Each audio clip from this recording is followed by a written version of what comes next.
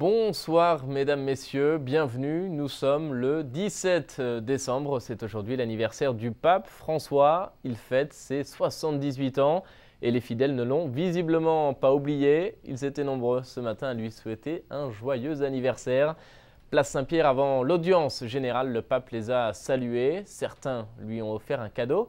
Et puis après le tour de la place, le pape a poursuivi son cycle de catéchèse sur la famille. À quelques jours de la fête de Noël, on écoute un résumé de sa catéchèse.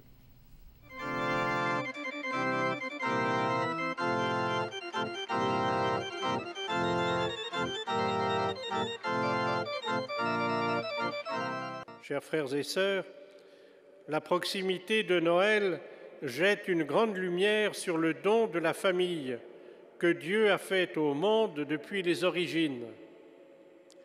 Dieu a choisi de naître dans une famille humaine. Il l'a formée dans un village perdu de la périphérie de l'Empire romain. C'est là qu'a commencé l'histoire de Jésus parmi les hommes. Et celui-ci est resté dans cette périphérie pendant 30 ans. Les évangiles ne nous rapportent rien de l'adolescence de Jésus, laissant cette tâche à notre méditation affectueuse. Ainsi, il n'est pas difficile d'imaginer ce que les mamans pourraient apprendre des prévenances de Marie pour son fils, ou ce que les papas pourraient tirer de l'exemple de Joseph, qui a consacré sa vie à défendre sa famille dans les moments difficiles. Ou encore, en quoi les jeunes pourraient être encouragés par Jésus adolescent pour cultiver leur vocation profonde. Chaque famille chrétienne peut accueillir Jésus, l'écouter, lui parler, grandir avec lui et ainsi améliorer le monde. Faisons-lui une place dans notre cœur et dans nos journées. La famille de Nazareth nous engage à redécouvrir la vocation et la mission de chaque famille.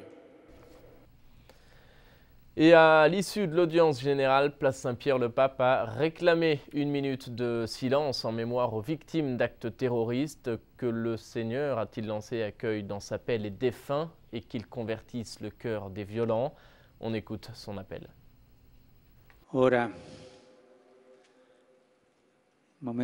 Observons maintenant une minute de silence et puis, en récitant le Notre Père, je voudrais prier avec vous pour les victimes des actes terroristes inhumains qui ont été perpétrés ces jours-ci à Sydney, en Australie, à Peshawar au Pakistan et au Yémen.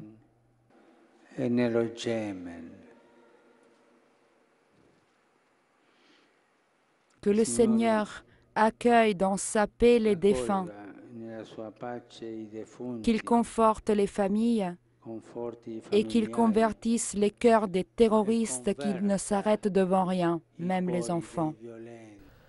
Voilà, et c'était aujourd'hui la dernière audience générale de l'année 2014. Au total, selon les chiffres officiels, ce sont plus de 2 millions de personnes qui ont assisté cette année aux catéchèses du pape le mercredi. De l'autre côté de l'Atlantique, la guerre froide est terminée entre Cuba et les États-Unis. Barack Obama et Raúl Castro ont annoncé aujourd'hui des négociations pour un rétablissement des relations diplomatiques entre les deux pays.